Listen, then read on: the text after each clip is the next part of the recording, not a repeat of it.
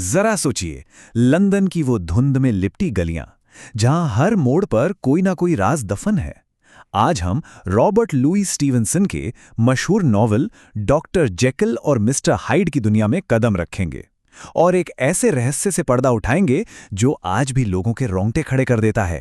कहानी की शुरुआत होती है एक दिल दहला देने वाली घटना से। आधी रात का वक्त है और एक गवाह अपनी आंखों से देखता है कि कैसे एक छोटा सा घिनौना आदमी एक मासूम बच्ची को बेरहमी से कुचलकर आगे बढ़ जाता है। ये कोई आम जुर्म नहीं था, ये तो सरासर हैवानियत थी। और बस यहीं से इस कहानी का सबसे बड़ा राज जन्म लेता है। तो कहानी का पहला सुराग हमें कहाँ मिलता है? एक अजीब से दरवाजे पर। लंदन की एक अच्छी खासी साफ सुथरी सड़क पर यह दरवाज़ा एक बदनुमा दाग जैसा लगता है। और यकीन मानिए, इस दरवाजे के पीछे जो राज छिपा है ना, वो पूरी कहानी का रुख ही मोड़ देगा। तो देखिए, एक तरफ तो है खुशहाल एकदम चकाचक सड़क जो इज्जत और शोहरत का प्रतीक है, और दूसरी तरफ उसी सड़क पर एक गंदा पुराना रहस्यमयी दरवाज़ा। ना उस पर कोई घंटी है, ना कोई दस्तक देने की जगह। असल में यही दरवाज़ा इस पूरी कहानी का सेंटर पॉइंट है, मानो दो अलग अलग दुनियाओं को जोड़ने वाला एक रास्ता। तो उस डरावनी रात को हुआ क्या था? हुआ ये कि वो छोटा सा आदमी जो अपना नाम मिस्टर हाइड बताता है, बच्ची को कुचलने के बाद पकड़ लिया जाता है और भीड़ के गुस्से से बचने के लिए वो मुआवजे में एक बड़ी रकम देने को राजी हो जाता है। और यहीं पर कहानी में आता है एक जबरदस्त ट्विस्ट। वो एक चेक निकालता है और उस चेक पर साइन किसके होते हैं? शहर के सबसे इज्जतदार लोगों में से एक, डॉक्टर हेनरी जेकिल के। सवाल तो यही है, एक शैतान के पास एक शरीफ आदमी का चेक आया कैसे? अब कहानी में एंट्री होती है वकील मिस्टर अटरसन की। और ये सिर्फ जेकिल के वकील नहीं हैं, बल्कि उनके सबसे पुराने और सबसे करीबी दोस्त भी हैं। तो जाहिर है, जब वो मिस्टर हाइड और उस अजीब से चेक के बारे में सुनते हैं तो उनकी रातों की नींद उड़ जाती है।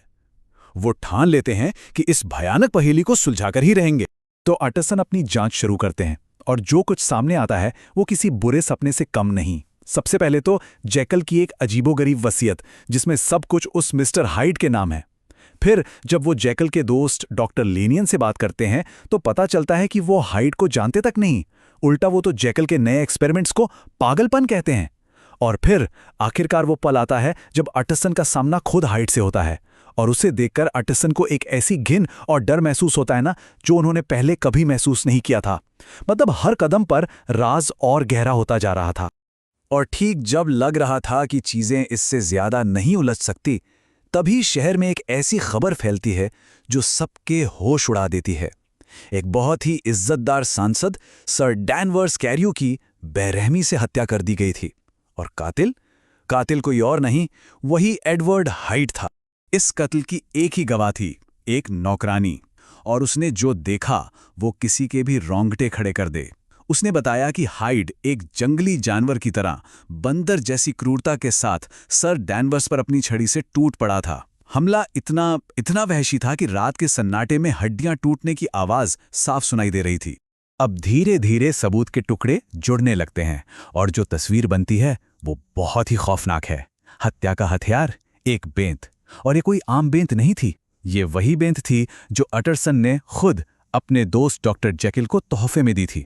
और मामला तब और संगीन हो जाता है जब पुलिस को उसी बेंत का दूसरा टूटा हुआ हिस्सा हाइड के घर से मिलता है। अब डॉक्टर जेकिल और एक बेरहम कातिल के बीच का कनेक्शन खतरनाक हद तक साफ हो चुका था। लेकिन कहानी का सबसे बड़ा शौक तो अभी बाकी था। अटरसन के क्लर्क ने जब हाइड से मिले एक खत की हैंडराइटिंग को जेकिल की हैंडराइटिंग से मिलाया तो एक हैरान कर देने वाली बात पता चली। दोनों की लिखावट एक ही थी, बस थोड़ा सा झुकाव अलग था। बस उसी पल अटरसन के पैरों तले जमीन खिसक गई। उसके पास ये मानने के सिवा कोई चारा नहीं था कि उसका प्यारा दोस्त हेनरी जेकिल एक कातिल को बचाने के लिए जाली खत बना रहा है। कई हफ्ते गुजर गए। हाइड का तो जैसे कोई नामो निशान ही नहीं था, और उधर डॉक्टर जेकिल ने खुद को अपनी लैब में बंद कर लिया था। किसी से मिलना नहीं, किसी से बात नहीं करना। फिर एक रात जेकिल का वफादार नौकर पूल घबराया हुआ अटरसन के पास भागा भागा आता है। उसे पूरा यकीन था कि उसके मालिक के साथ कुछ बहुत ही बुरा हुआ है, और उस बंद दरवाजे के पीछे जो भी है वो डॉक्टर जेकिल तो बिल्कुल नहीं है। लेकिन पूल इतना डरा हुआ क्यों था? उसने बताया कि उस बंद कमरे के अंदर से जो आवाज आ रही है, जो चलने का अंदाज है, वो सब कुछ अजीब है। वो कहता है, मुझे पता है, मैं अंदर से महसूस कर सकता हूं कि वो मेरे मालिक नहीं हैं। आवाज बिल्कुल बदल चुकी है, चलने का तरीका हल्का है। और तो और, एक बार जब उसने एक झलक देखी तो उसे एक बौना सा आदमी दिखा, जबकि डॉक्टर जेकिल तो एक लंबे चौड़े इंसान थे। पूल की यह खौफनाक कहानी सुनकर एंडरसन समझ जाता है कि अब इंतजार नहीं किया जा सकता। वो एक फैसला लेता है, आज उस दरवाजे के पीछे का सच सामने आकर ही रहेगा, चाहे जो हो जाए। वो दरवाजे पे जोर से चिल्लाता है। उसकी आवाज में गुस्सा भी था, डर भी, और एक आखिरी चेतावनी भी। और फिर कुल्हाड़ी से दरवाजा तोड़ दिया जाता है। अंदर का मंजर किसी की भी सोच से परे था। डॉक्टर जेकिल कहीं नहीं थे। कमरे के बीचों बीच एडवर्ड हाइड की लाश पड़ी थी, जिसने जहर खाकर खुदकुशी कर ली थी।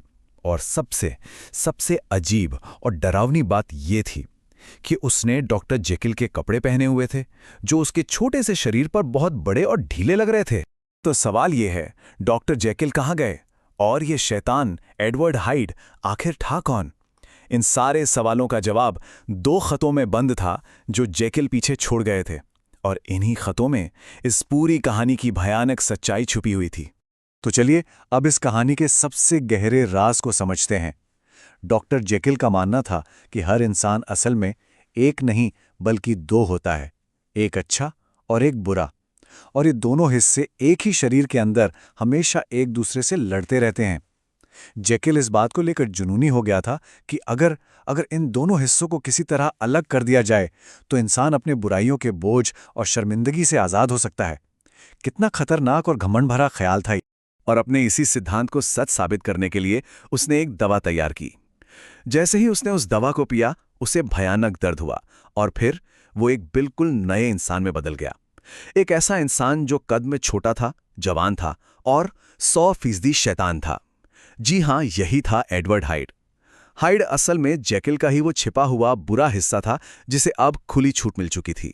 शुरू शुरू में तो जेकिल को लगा कि सब कुछ उसके कंट्रोल में है।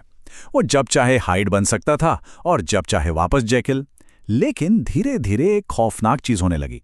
हाइड दिन ब दिन और मजबूत होता जा रहा था और जल्द ही जेकिल बिना दवा पिए ही हाइड में बदलने लगा, खास तौर पर नींद में। उसकी बुराई अब उस पर हावी हो रही थी। और फिर आता है इस कहानी का सबसे दर्दनाक मोड़। जिस खास केमिकल सॉल्ट से वो अपनी दवा बनाता था, वो खत्म हो गया। जब उसने नया सॉल्ट मंगवाया तो दवा ने काम करना ही बंद कर दिया। और तब उसे एक भयानक सच का पता चला कि उसके पहले वाले सॉल्ट में कोई अनजान मिलावट थी।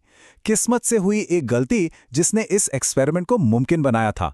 अब उस मिलावट के बिना वो हमेशा हमेशा के लिए हाइड के शरीर में कैद हो चुका था। तो अपने आखिरी बेबसी के पलों में वो दवा की बची हुई आखिरी खुराक लेता है, ताकि वो एक बार फिर जेकिल बन सके और अपना ये खत लिख सके। वो जानता था कि जैसे ही दवा का असर खत्म होगा, हाइड हमेशा के लिए वापस आ जाएगा। और बस इसी खौफनाक सोच के साथ उस बेचारे हेनरी जेकिल की जिंदगी का भी अंत हो जाता है। तो डॉक्टर जेकिल की कहानी सिर्फ एक हॉरर स्टोरी नहीं है, एक चेतावनी है। यह हमें सोचने पर मजबूर करती है कि हम सबके अंदर एक अच्छाई और एक बुराई छुपी है।